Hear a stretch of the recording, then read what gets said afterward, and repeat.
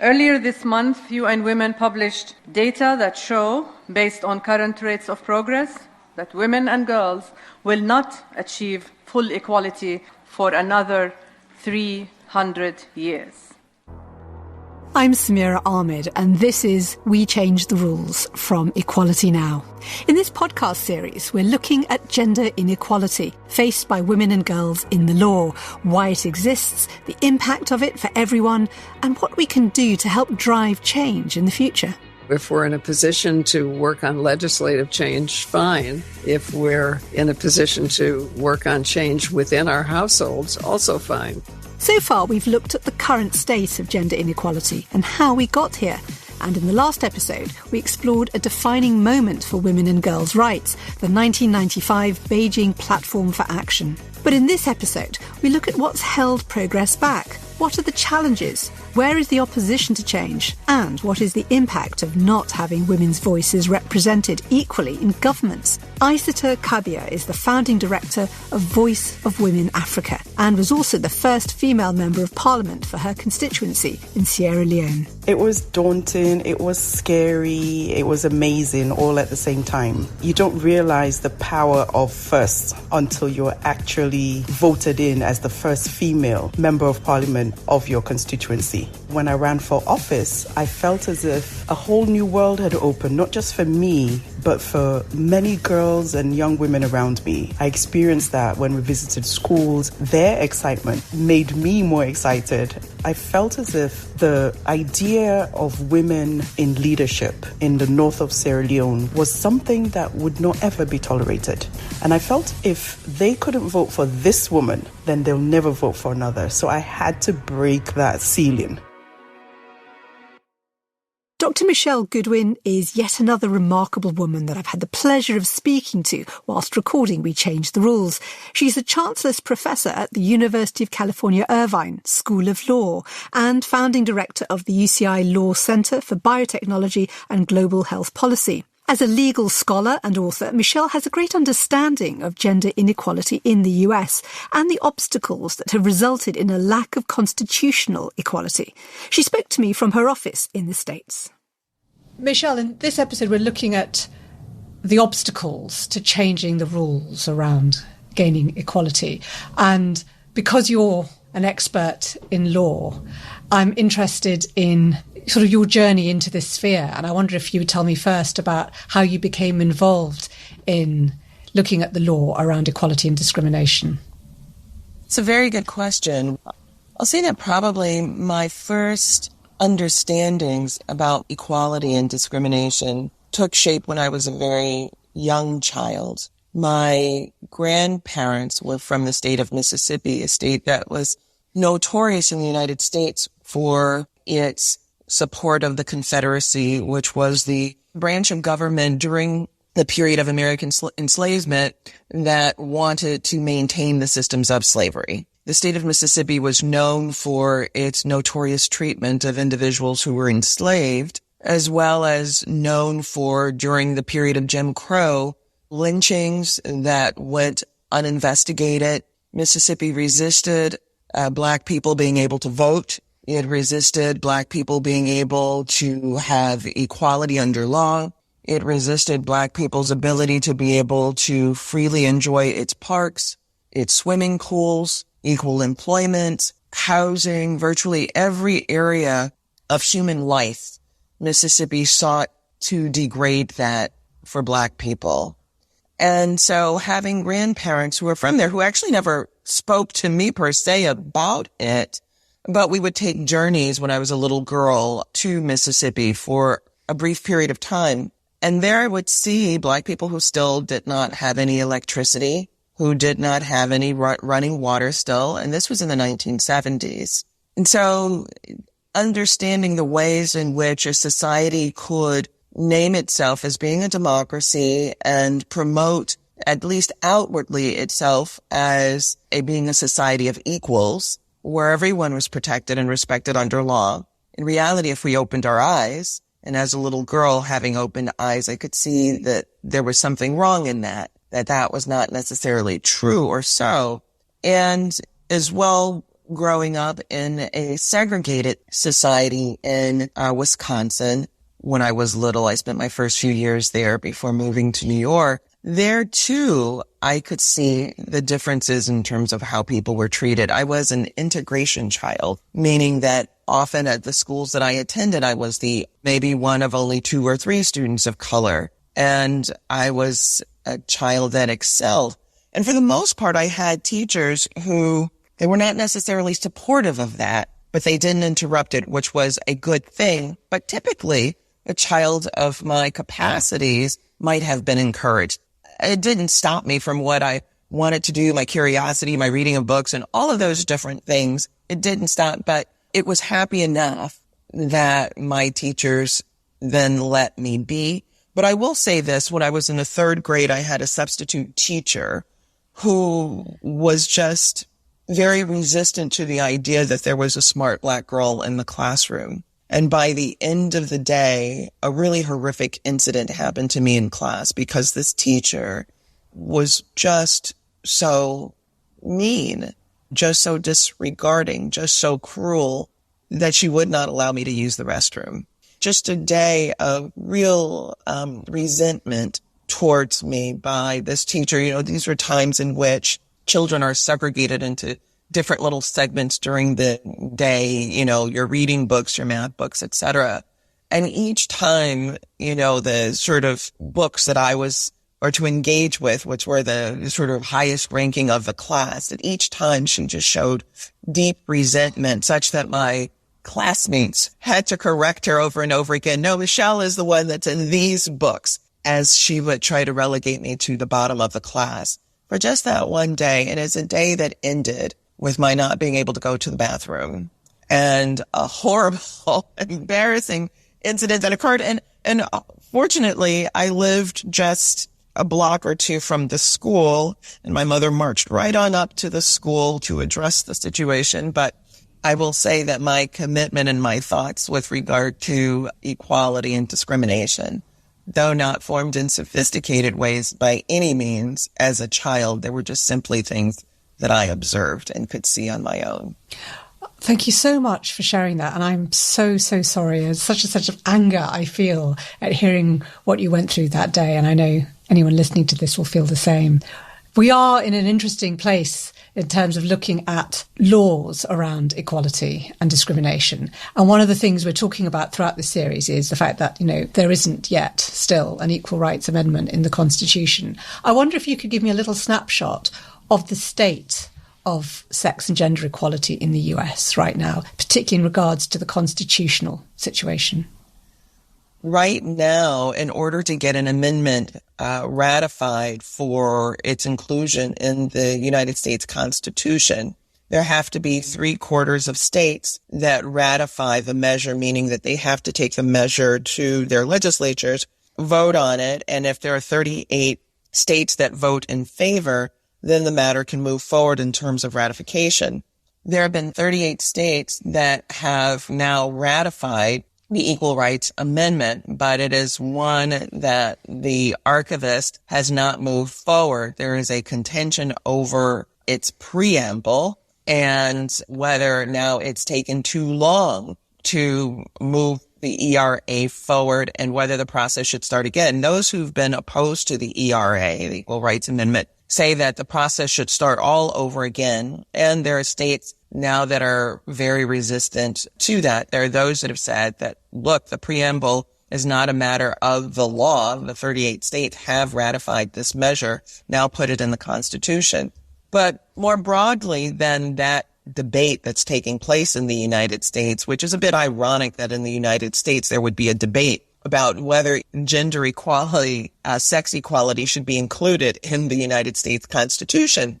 But more broadly, the reason why, in fact, there's been so important to have an equal rights amendment, to have equality in the Constitution itself, is because of the backdrop of history and even the present, where we know histories of women being discriminated against. Indigenous women, Black women who were kidnapped, sex trafficked, labor trafficked, their bodies put in servitude to other people under threat of violence and various other coercions, corrosive systems against women if we look at the arc of the lives of American women, there were the systems of coverture in the United States, coverture providing for marital rape, and marital rape being something that by law then was not criminally charged. We know that that also extended to men being able to rape their daughters. There are actually United States Supreme Court cases where court said that it would be disruptive to family harmony if daughters could sue their fathers after being raped, even in cases where the evidence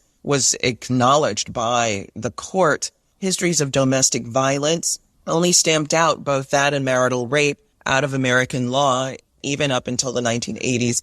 90s, there were cases of men who had raped their wives, still not pursued by criminal justice because of states' laws that said that there could be no such thing as marital rape. So when you think about an equal rights amendment, even beyond matters of employment, which is important, making sure that there is no housing discrimination, all these areas that would protect women under law from discrimination and reproductive health rights and justice, there's been a long arc of history in the United States where by law, women have been subjected to some of the most severe and inhumane forms of violence and treatment, such that there would be a movement to demand quite explicitly that equality must be written into the Constitution for women, because equality is already written into the United States Constitution. But if that's what you get from equality that has already existed in the United States Constitution, then clearly that was not working. What you've done so articulately is explain the context in which the history of enslavement in the United States is absolutely entwined with the issues of sex discrimination. And one can't help wondering if the Equal Rights Amendment had been incorporated in 2020 when Virginia became the 38th state to ratify, whether that so-called Dobbs decision that overturned Roe versus Wade would have been possible in the Supreme Court. It's a very good question whether the Supreme Court would have moved forward as it did with its far-right majority now that exists, whether it would have found or articulated it. In this case, I was going to say found the legal authority. There's still a question as to whether the court, whether its interpretation of American law was rigorous. But many people do believe that if the Equal Rights Amendment had been incorporated in the United States Constitution prior to Dobbs, whether there could have been the court's reach in Dobbs. Now, I think that those are very, very strong arguments. And, if we were to pack that apart, what does that mean specifically with regard to Dobbs? There are two thoughts. One is that this is a Supreme Court that now, within the context of that majority, was one that was specifically picked to do this work. The former president, Donald Trump, made very clear as he was running for office that what he wanted to do was to nominate federal judges and justices to the United States Supreme Court that would overturn Roe v. Wade and Planned Parenthood v. Casey. He articulated that women should be punished, that was part of his campaign. We wanted to have abortions. Now, I think that conversation is limited unless we also talk about what that means. For people who think about reproductive health rights and justice in just abstract terms as just kind of theories of society, theories of law, the majority believe that individuals should have a right to determine their own reproductive destinies as a general matter.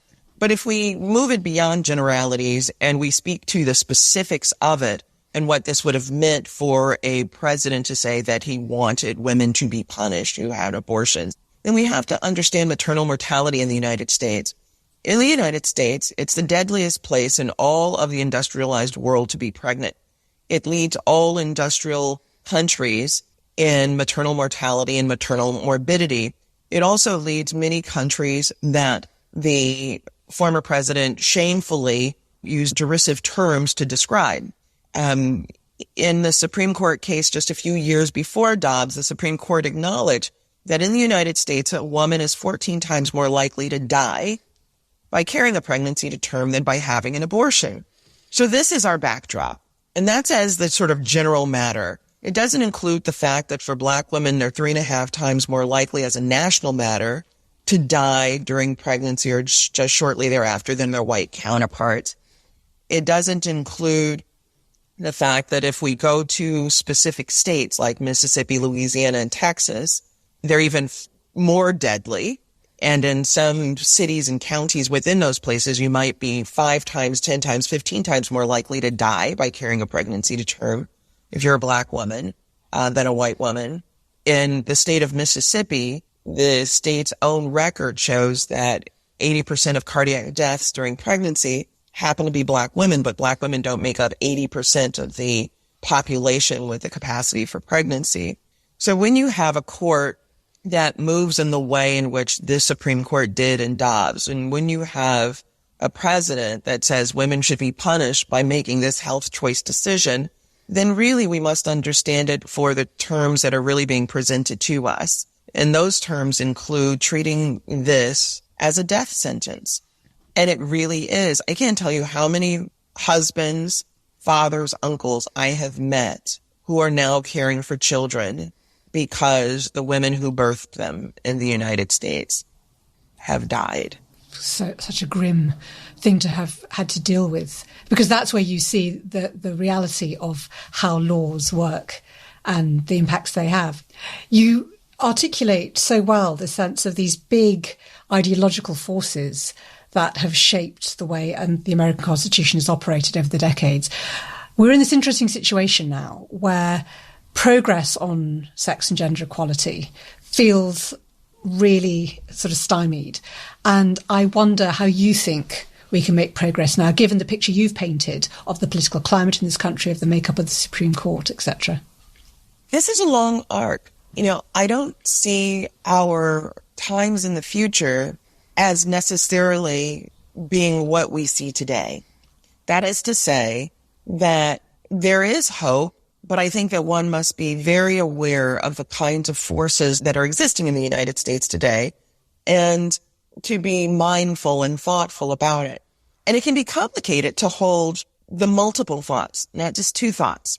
So the first is that, yes, on one hand, we see the elevation of women to offices that previously it could have only been wished for. We have more women on the judiciary than ever before, state and federal. Yeah, on the Supreme Court as well. Supreme Court as well. More in a number of spaces, state courts, Supreme Courts, federal courts, in Congress and state houses, etc. And yet when we also look at that, we're still looking at only about 25 to 30%. So there's still a tremendous gap, even though there has been real progress that has been made. Women who are sitting in corner suites and whatnot, but still more progress that has been made. There isn't parity yet.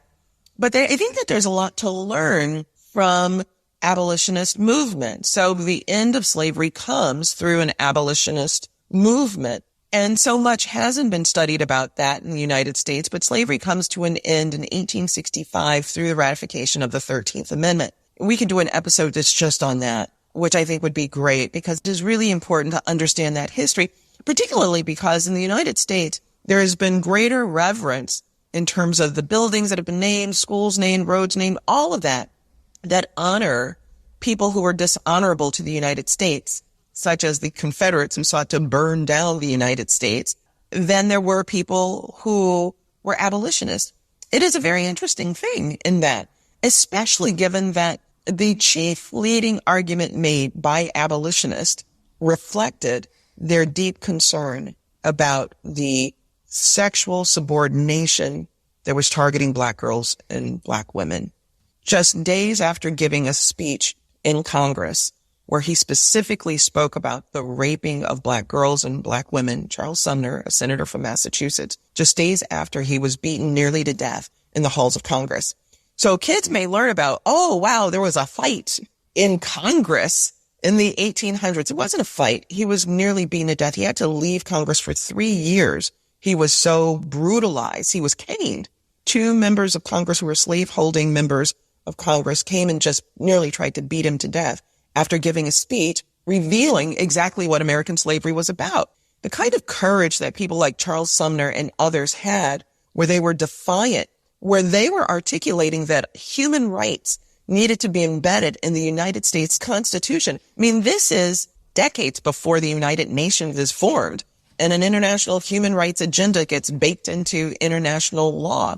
And so in looking at that, I see hope because we do have 100 years later a civil rights movement that then leads to greater constitutional protections. I hope it doesn't take another 100 years. I don't think that it will, but I do think it's important that we understand just what the risks to our society happen to be, because there was an insurrection in the United States, an effort of sedition, where people stormed the United States Capitol on January 6th after the 2020 fall election, because they wanted to seat a president who had not earned the votes to become the next president. We're at a time in which books are being banned and burned in the United States. We are at a time in which free speech happens to also be under threat. We are at a time in which voter suppression has taken off like wildfires through parts of the American South. And so when we understand just what is at risk in these times, it must be threaded together that it's not just about how one dismissively say, well, it's just, women's rights and women need to work harder. But it's actually a lens through which we can see that so much about our American democracy happens to be at risk and at stake if we don't do better. I know it's hard given the complexity of the picture you've just painted, but would you say there's a particular focus of something, a campaign around one aspect of this whole legal quagmire that you would say is the way to start making progress, or is it on multiple fronts at the same time? I would say that this has to be a multi-pronged approach. And I think that the success of the civil rights movement was understanding that it was multi-pronged, that you couldn't stop at Brown v. Board of Education. And I think that by comparison, we see the ways in which the reproductive rights movement largely did not accomplish what it should have, certainly not for women of color and poor women, because it centered itself largely around just abortion, where reproductive rights should have been understood as a plural. And if we think about it in a plural, then that includes maintaining, promoting the right to contraceptive access, maintaining and promoting the right to be able to bear children with dignity, the right and ability to be able to bear your children and take care of your children with dignity, the right that your children can be able to flourish such that you shouldn't have to worry about whether your child might die because of its toy being mistaken as a gun and that child being shot by law enforcement. All of these different, is a right to sex education in schools. The United States leads all of the industrialized world in terms of children having sexually transmitted diseases. Why? I mean, children, sex education has been gutted from American schools. And so I think a multi-pronged approach, one that pays attention to LGBTQ equality, to disability justice, to sex equality, to the environment, and so much more are critical. But I will say this, one key to establishing and moving forward, one happens to be voting, and the ability to exercise the right to vote must be preserved and protected, that does matter. And then the second is one in which is equally challenging, unfortunately, but it is the importance of being able to communicate effectively and to be able to communicate honestly, and for honest communications that are factually scrutinized to be lifted up in our media. I think that one of the more destabilizing aspects of recent years has been the way in which Americans have consumed inaccurate media. And consuming inaccurate media then makes people who are all the more vulnerable, such that we could see so many people, mostly white Americans, at the January 6th storming the nation's capital, looking to seat a individual who lost a presidency because they had been fed information that was not accurate. There's more that could be said about that, and maybe that's another episode. I think you would need another episode. Michele Goodwin, thank you so much. My name's Jolie Brearley, and I'm the founder and chief executive of Pregnant Then Screwed. In the UK, pregnancy and maternity discrimination affects 3/4 of working mums, and 54,000 women a year are pushed out of their job because they dared to procreate. That's a woman every 10 minutes in the UK. 1 in 9 women lose their job for getting pregnant. But it's not just those who are pregnant who experience discrimination. It's also those who are trying to get pregnant who encounter issues at work. 1 in 4 women undergoing fertility treatment experience discrimination and disadvantage, while 22% of those who experience pregnancy loss also experience discrimination. Many people hold this intrinsic bias towards women from the point that they get pregnant. They consider them to be distracted and less committed to their job than other types of employees. Our role at Pregnant Then Screwed is to change the cultures and attitudes so that pregnancy and discrimination is less likely, but it's also to change the systems and the structures so that it's possible for all women to have children and a career if that's what they want. As we've heard there from Jolie Brearley, founder of Pregnant Then Screwed, for women in employment, gender inequality can have a huge impact on their personal and professional lives. This is just as true for women in leadership roles. And in the second part of this episode, we're going to meet Professor Michele Ryan, who's the inaugural director of the Global Institute of Women's Leadership at the Australian National University. Michele has spent many years looking at gender inequality in leadership roles, and together with Alex Haslam is credited with uncovering the phenomenon of the glass cliff. I spoke to Michele at her base in Australia about the glass cliff, the consequence of women ending up in that situation, and how we go about changing it. So tell me a bit about the new leadership project and how that's come about. Yeah, so the Global Institute for Women's Leadership was the brainchild of Julia Gillard, so the first and only, but hopefully not the last, female Prime Minister in Australia. So it was first started at King's College University in London about 5 years ago, and we're the sort of second outpost here in Australia. And the idea really is to understand workplace gender inequality, or how we achieve better equality, and focusing particularly in women's leadership and the representation of women. It's really interesting having a focus on female leadership, because so much of the debate around equality is, oh, well, if you get women in, then eventually it'll work their way through the system and we'll see equality all the way to the tippity top. It's never happened, has it? What's your take on where we've got to in terms of leadership and why it's not been successful so far on the whole? Yeah, I mean, I wish I had a simple answer for you, Samira. And I think part of the problem is that it's a really complex issue. There's no one reason or one sort of simple lever that you can pull and then suddenly we'll have more women in leadership. And I think it's the complexity of what's going on and the fact that it's really inbuilt into the systems and the social structures that we have that makes it really difficult to unpick. So I think historically there's been a lot of work that's been done legislatively to try and achieve change. And I think what's left to do to achieve it is the sort of things you can't legislate against. So my background is in psychology. So we're really interested in things like stereotypes and norms and how those feed into it. So for me, that's probably the number one thing that we need to address. So that might be stereotypes about gender, so how we think men and women are, but it's also about our stereotypes of what leadership looks like and what success looks like. And I think the big issue is the incompatibility between what we think leadership and success looks like and what we think women are like and what women should be like as well.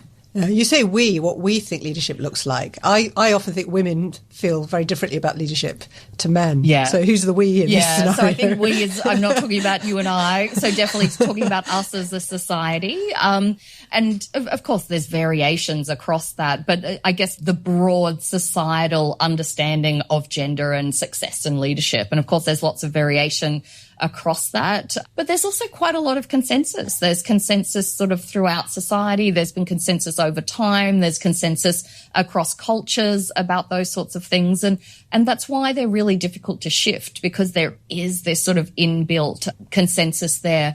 But also the way that our society is structured and the way that our organizations are structured, the way our political systems are structured, are often based on those stereotypes and norms and understandings as well.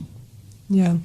I want to talk to you about the concept of the glass cliff, which is something that you were instrumental in identifying. Can you tell us what is the glass cliff, firstly, and why it's such an important factor in assessing the relative failure of women to achieve full equality in leadership? Yeah, so I think many of us are familiar with the metaphor of the glass ceiling. So it's this idea that women can't get beyond a certain sort of point within their careers. There's this invisible barrier that they can't get past. And what our research really wanted to do is look at those women that do crack through the glass ceiling and take on leadership positions, but really ask the question, under which conditions are they likely to take on those leadership roles? And our research found that they're more likely to take on leadership positions in times of crisis, when things are going badly, and hence the extension of the glass ceiling metaphor to the glass cliff. So we're trying to capture this idea that women do take on senior roles. So they might be on the boards of companies or the CEOs of organizations, but they do so in times of crisis so that their leadership positions are risky and precarious. So the chance of falling off these high positions is rather large. So the importance about the glass cliff is that it's, I guess, a subtle form of sexism. So you could look at it on the one hand and say, look, women are getting promoted. They're taking on these leadership positions. And you could even say, hey, they're being trusted in times of crisis. That really shows something great about women. But the thing is, the risk of failure is really high in these positions. The risk of bad press and being associated with failure is really high as well. And our research shows, and the research of other people also shows, that these women don't last long in these positions. So the average tenure of a male CEO in the US in one study revealed was about 7.5 years, and the average tenure of a female CEO is about 2.5 years. So they may be taking on these leadership positions, but are they thriving in them? Are they doing well? And part of this helps explain some of this stagnation that we were talking about before. What role does culture play in this phenomenon of the glass cliff then? Yeah. Because so, obviously I mean, someone's voting these women into these roles or stepping back to allow them to be taking up those positions. Or both of those things, yeah. Right? And our research on the glass cliff shows that it really is multiply determined. So it is partly that people see women as particularly good for these leadership roles and vote them in, but they also are very willing to step away when these crisis positions come on. So a classic example, I think, is Brexit in the UK, in like a political glass cliff that Theresa May, I think, found herself in. So I've never seen men run away from a leadership role as quickly as when Cameron stepped down, leaving Theresa May to take that position. So there is a little bit of men avoiding these glass cliff positions, but there is also research that suggests that we have this stereotype that maybe women are pretty good at dealing with crisis. Although that's probably the most optimistic take you can have on it. I think there's an element of the poison chalice as well, which is just like, that's not a great position, so we'll give it to women. I mean, what's interesting with the Brexit example is, of course, Theresa May wasn't the only candidate. I'm pretty sure Boris Johnson stood then too. And part of the way I think we look back at her premiership is, was she not given the same chances or support that perhaps a male leader would have been by an overwhelmingly male membership in terms of the MPs?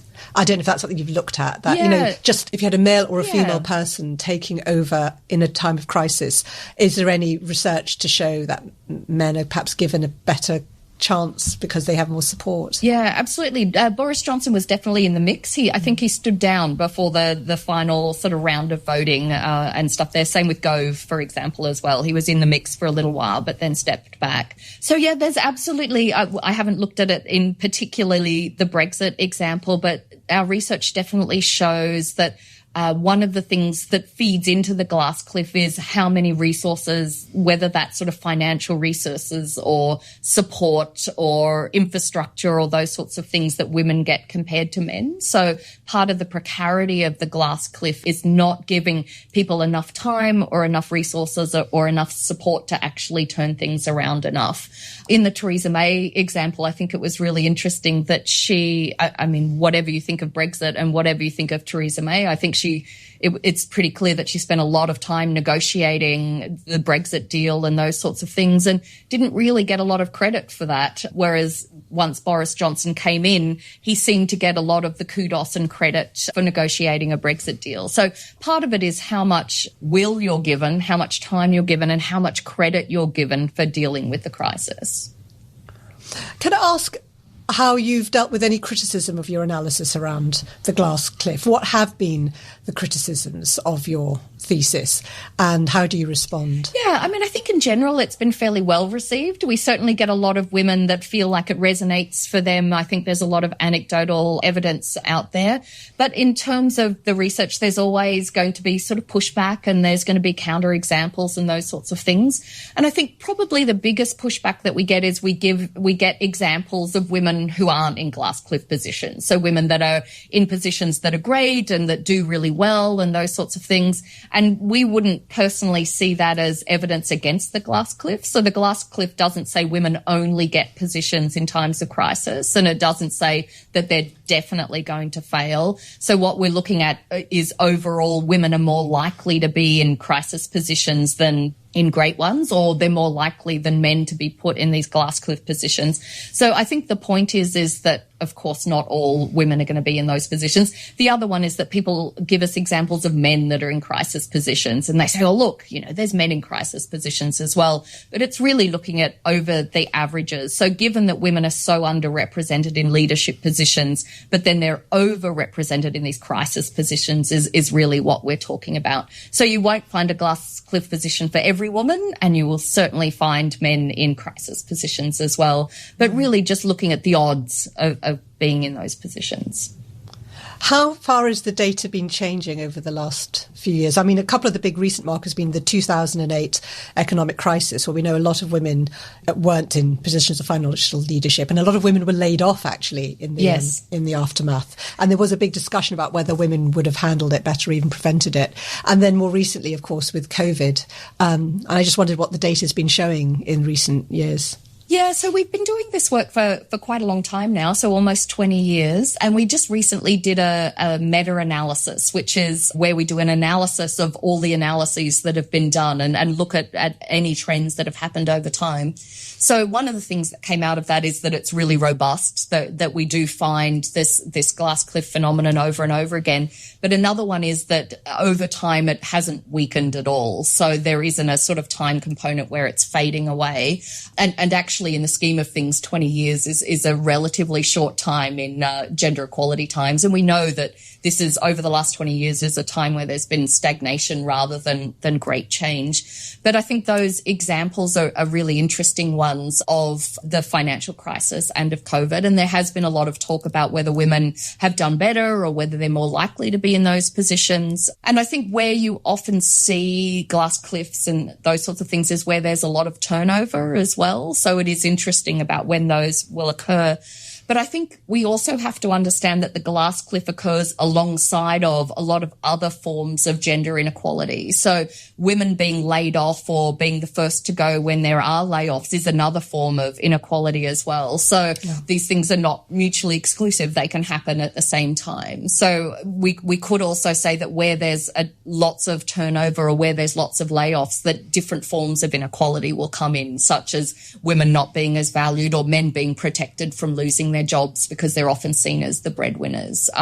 It's also the case that very precarious careers more generally, so in education or in health or lower valued sort of careers, are where women are really populated, and those were often the ones that were quite heavily hit by both the global financial crisis and by COVID. Service industry is another one. Yeah, so interesting.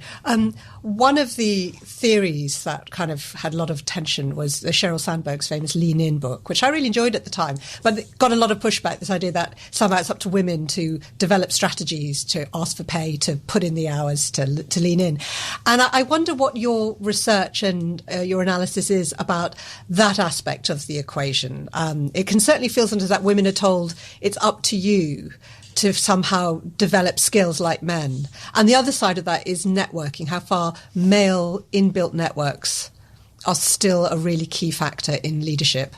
Yeah, absolutely. So Sheryl Sandberg's Lean book was incredibly popular, and I think for good reason. It was written in a way that was very empowering, and women often want to have things that they can personally do to help themselves out and deal with things in the workplace. And I think that's absolutely what that book was trying to cater for. I think where the pushback from that book is exactly that you say, is that it puts the onus on women to fix issues of gender equality. So at the Global Institute for Women's Leadership, we have a number of, I guess, things that we really adhere to, and one of them is don't fix women. So when we're coming up with interventions and when we're coming up with, advice to government or to organisations, we say that you really should not be fixing women, you should be fixing systems and structures. And I do think that the lean-in approach could be seen as a kind of fix the women approach. So this is what women have to do to change to fit into a particular system, a system that values ambition and pushiness and being outspoken and those sorts of things, instead of saying, how do we change those systems and stereotypes so that women are valued for who they are and how they can be authentic. So we've done a lot of work on that and really looked at, trying to take it a step back and say a lot of that advice was trying to make women more confident and more ambitious. And what our research has done is said, why might women be less confident and why might they be less ambitious? And we come up with a lot of these ideas around the structures, around the stereotypes, about the norms and the expectations and about how they're treated. So one of the issues I have about telling women just to be more confident is that one that just fixes those individual women that go to confidence training courses, for example, or, have that sort of level of empowerment. But they're still going into systems where there's a pushback against confident women, where confident women are seen as bossy and pushy, where they're not liked quite so much. And, it's not that we all need to be liked, but where there's real substantial pushback against that, instead of trying to push back on some of those things to say, if women are encouraged to be confident by their workplaces, if they're rewarded for doing those things, they will do those things. It's not that they need to be told to do them, but they need to be provided with, and the phrase that I use is that organisations should provide women something to lean towards instead of telling women to lean in themselves. What about the kind of cultural aspect of the way men's informal networks have often supported people emerging as leadership? Like they kind of, it's not quite the locker room, but, the golf, the socialising, and historically it was things like the Freemasons. How far is that kind of very male networking still crucial in understanding both the glass ceiling and the glass cliff? Yeah, I think, you could call it the old boys club still. So there's something about that. And I think that is a really big part of it, especially when you're looking at leadership positions. I think there is a lot of who knows who gets put forward, who is recommended and those sorts of things. A lot of boards, you don't just put an ad out for board members. These come through recommendations and those sorts of things. So I think they absolutely play a big role still. It's who you play golf with, who you go to the pub with, who you're a member of a club with. And, we still have all male clubs available as well. And part of the issue, if you think about the glass cliff, is very rarely are leadership positions advertised that would say must come in and deal with crisis. So, for example, if you look at Mary Barra is a good example. So Mary Barra came in as the first CEO of a car company, so General Motors. And she came in 2 weeks before a massive recall of millions of cars, of which she knew nothing about beforehand.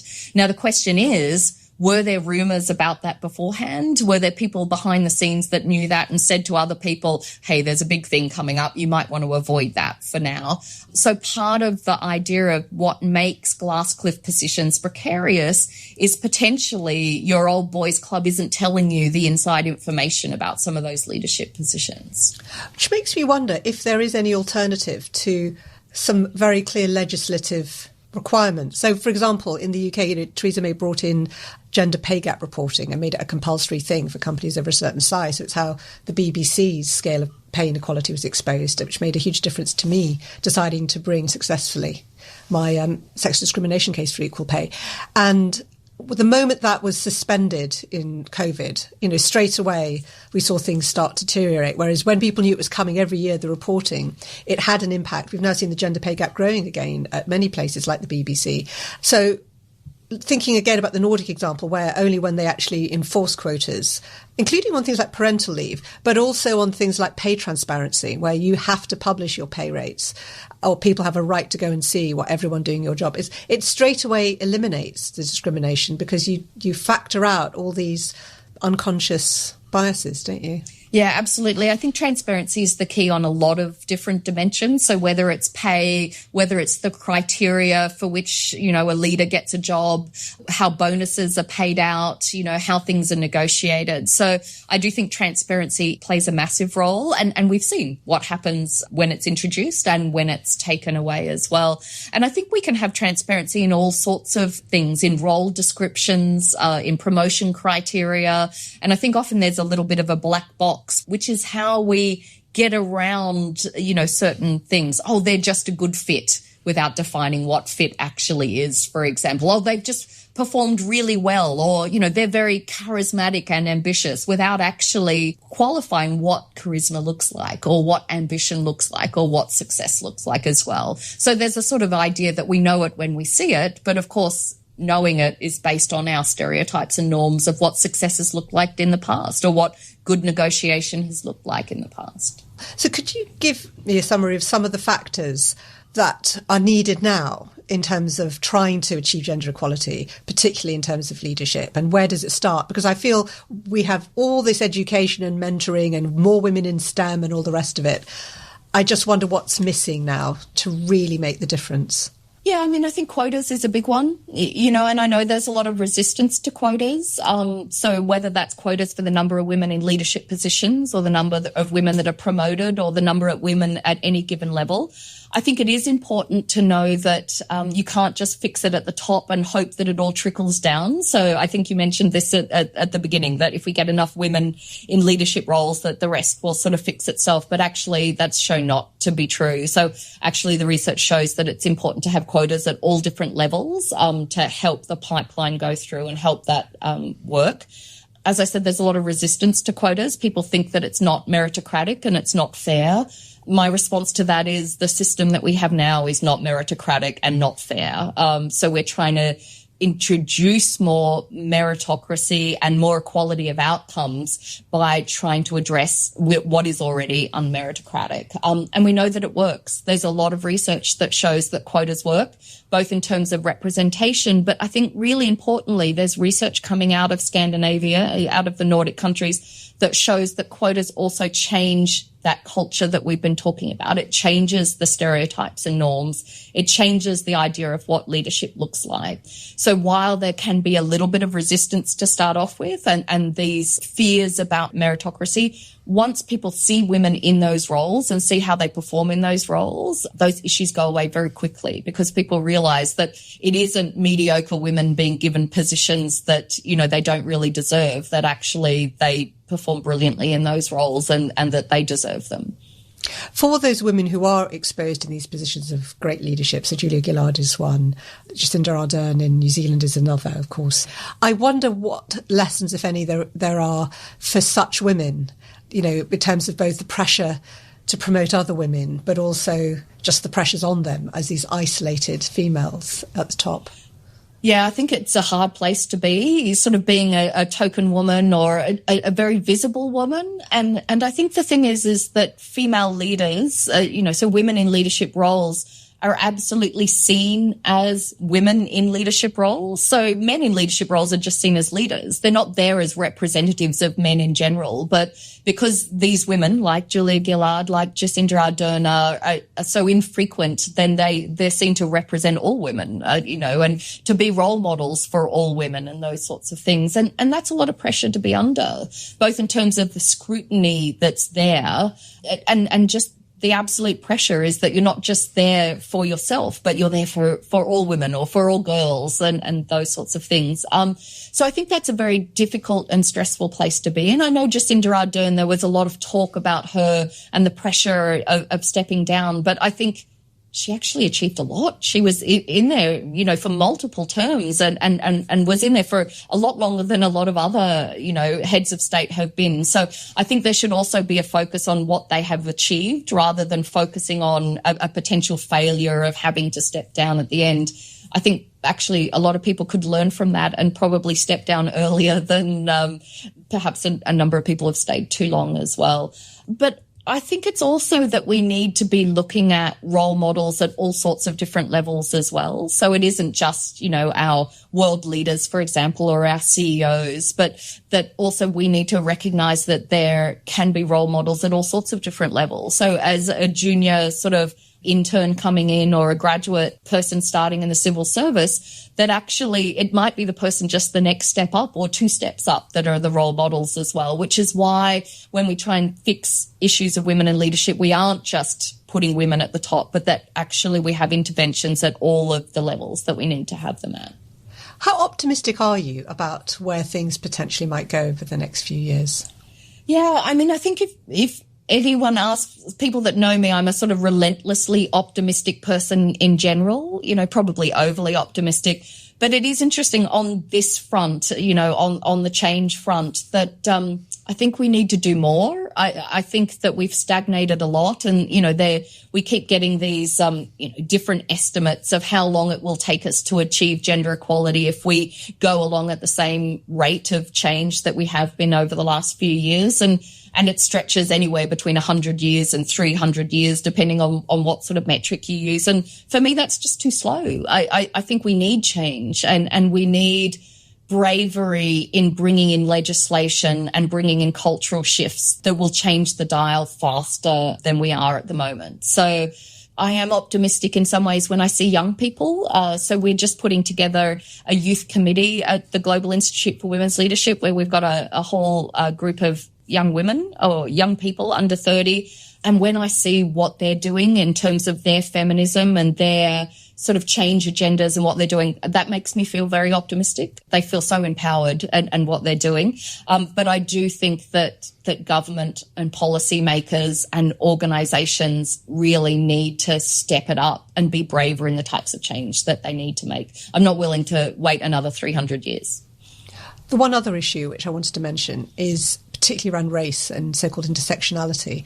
And one hears a lot, and I anecdotally, I know I talk to a lot of women who are in senior positions in careers, women of colour, and there is a kind of exhaustion. It's constantly having to fight on 2 fronts, which is sexism and racism, and they are intertwined.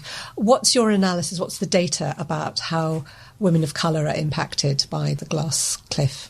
Yeah, and I mean for gender equality more generally. So I think there's evidence that the glass cliff happens not just for women, but for people of colour as well. So men of colour also experience this. And then if you've got the double whammy of being a woman of colour, then, that makes you all the more vulnerable to those sorts of things. But again, if we look at the sort of way in which we do work at the Global Institute for Women's Leadership, we said we don't fix women. That's one of our sort of criteria for the work that we do. And the other one is that everything that we do is intersectional. So really recognising that the issues that people face are very different depending on their intersecting identities, and that women of colour do face a whole lot more issues, and that the issues are very different. So I talked about, for example, the stereotypes of women that are out there and shared by society, but that's actually the stereotype of white women in general. So, the lean in message about women being sort of stronger and more confident is a very clear message that comes across as this is what women need.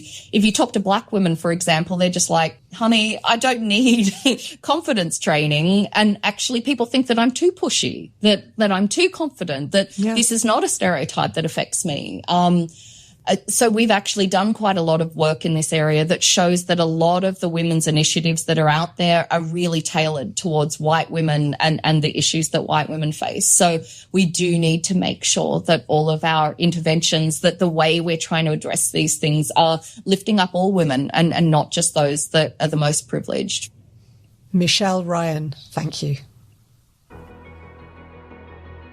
That brings us to the end of this episode of We Change the Rules from Equality Now, where we've been looking at the obstacles that all of us face to bring about change and equality for women and girls in the law. In the next episode, we look at that change and who's bringing it about, both organisations and individuals. We find out about some of the movements across the globe and meet some of the biggest names in the fight for gender equality over the last 50 years.